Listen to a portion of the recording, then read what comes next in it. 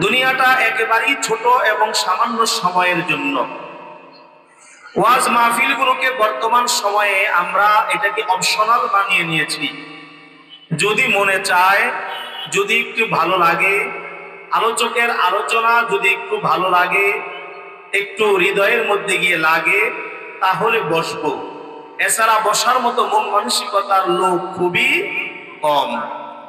বর্তমান সময়ে আমি প্রায় জায়গায় বলি, ওয়াজ মাহফিলগুলো যেগুলো আগে আমরা শুনতাম ওয়াজ, আর এগুলোকে এখন আমরা বানিয়ে নিয়েছি আওয়াজ। বলেন কি? আওয়াজ। ওয়াজ শব্দের অর্থ হচ্ছে নসিহত, উপদেশ, সৎ উপদেশ, ভালো উপদেশ, কোরআন সুন্নাহ মোতাবেক দিক নির্দেশনা দেওয়া।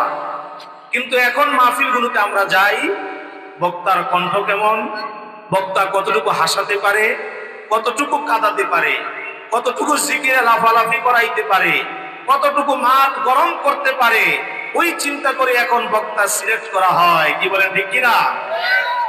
আসলে ওয়াজ মাহফিলগুলোর উদ্দেশ্য ছিল এইটা নয়। উদ্দেশ্য ছিল যে যেখান থেকে যতটুকু আলোচনা করবে, এই আলোচনাগুলো আপনি আমলের নিয়তে শুনবেন, আপনার জীবনকে পরিবর্তন করার জন্য শুনবেন। আপনি এই ওয়াজ মাহফিল থেকে কয়টা আমল শিখতে পারলেন, কতটুকু নিজেকে পরিবর্তন করতে পারলেন, এটাই হচ্ছে ওয়াজ মাহফিলের সবচাইতে বড় সার্থকতা। কি বলেন, ঠিক কিনা? আজকে আমার কলিজার টুকরা ব্যবসায়িক ভাইদের উদ্যোগে এত সুন্দর বেহেশতের বাগান, এই আলিশান বাগান সাজানো হয়েছে। এই বাগানে আপনি আমি বসতে পেরে যেমন খুশি, আনন্দিত, ঠিক তেমনি ভাবে সমস্ত পৃথিবীর আল্লাহ পাকের যত মাখলুকাত, পিপিলিকা থেকে আরম্ভ করে সমুদ্রের মৎস্য পর্যন্ত সবাই খুশি। এবং এই মাহফিলে যারা এসেছি, বসেছি, সকলের মাগফিরাতের জন্য আল্লাহর কাছে ফরিয়াদ জানায় সুবহানাল্লাহ। এই জন্য আল্লাহ তাআলা যে আমাদেরকে এত সুন্দর আজিমুসান মাহফিলে বসার সুযোগ দিয়েছেন, আমাদের খোশ নসিব দান করেছেন, এজন্য আরেকটি বার শুকরিয়া আদায় করি আলহামদুলিল্লাহ। লক্ষ কোটি দুরূদ সালাম প্রেরণ করি আকায়ে নামদার তাজদারে মদিনা আহমদ মুস্তাফা মুহাম্মদ মুজতবা সাইয়্যিদুল মুরসালিন খাতামুন নবিয়্যিন মুহাম্মদুর রাসূলুল্লাহ সাল্লাল্লাহু আলাইহি ওয়াসাল্লামের।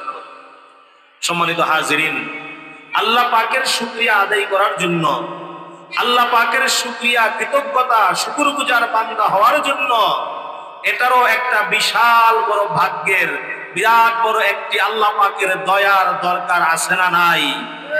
কিন্তু আমাদের মাঝে কিছু কিছু লোক আছে, দেখবেন এত পণ্ডিত, নিজেকে এত জাহির করে, এত পণ্ডিতি করে যে আমার মতো জ্ঞানী আর কেউ নাই।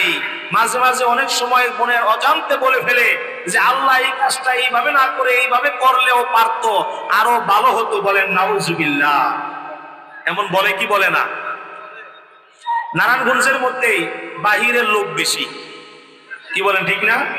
জামালপুর, দিনাজপুর, বরিশাল, রংপুর, বিভিন্ন জায়গার এখানে যারা আছে, এখানেও যদি আমি হাত করতে বলি, আমার মনে হয় জামালপুরের লোক অনেক এখানে আছে।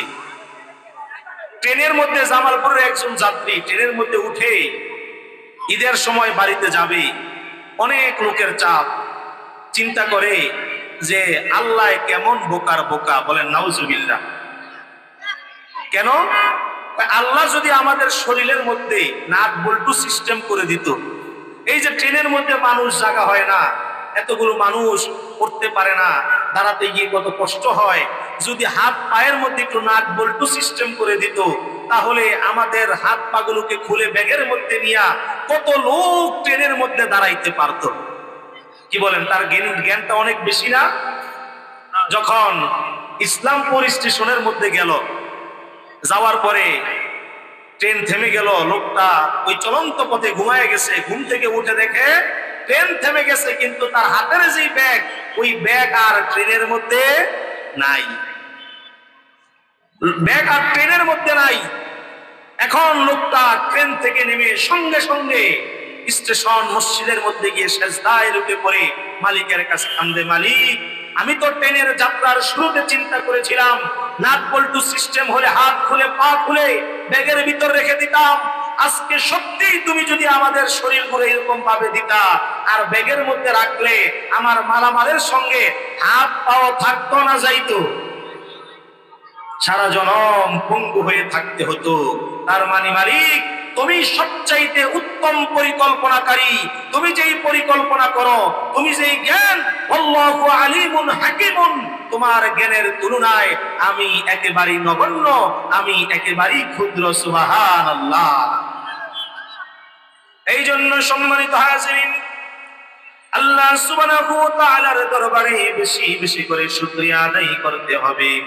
হাদিসে কুদসির মধ্যে আল্লাহর হাবিব সাল্লাল্লাহু আলাইহি ওয়াসাল্লাম আমাদেরকে জানায়া দেন, আসমানের নিচে জমিনের উপরে ওই ব্যক্তির চাইতে শ্রেষ্ঠ ব্যক্তি আর কেউ হতে পারে না, যেই ব্যক্তি সকাল থেকে সন্ধ্যা, সন্ধ্যা থেকে সকাল, সুখ থেকে দুঃখ, দুঃখ থেকে সুখ, ভালো থেকে মন্দ, মন্দ থেকে ভালো, সে তার জীবনের প্রতিটি পরতে পরতে শুকরিয়া আদায় করে মহান আল্লাহর। কার? বলেন, শুকরিয়া আদায় করবো কার? দু চোখ ভরে স্বপ্ন দিলে, বেঁচে থাকার আশা দিলে, ফুলে ফলে সাজিয়ে দিলে, ফুলে ফলে সাজিয়ে দিলে, স্নিগ্ধ শ্যামল সুশোভায় শুকরিয়া জানাই তোমার, শুকরিয়া জানাই আল্লাহ। বলেন না, শুকরিয়া জানাই আল্লাহ, শুকরিয়া জানাই তোমার, অসহায় বান্দা মোরা বেঁচে আছি তোমার দয়ায়, অসহায় বান্দা মোরা বেঁচে আছি তোমার দয়ায়।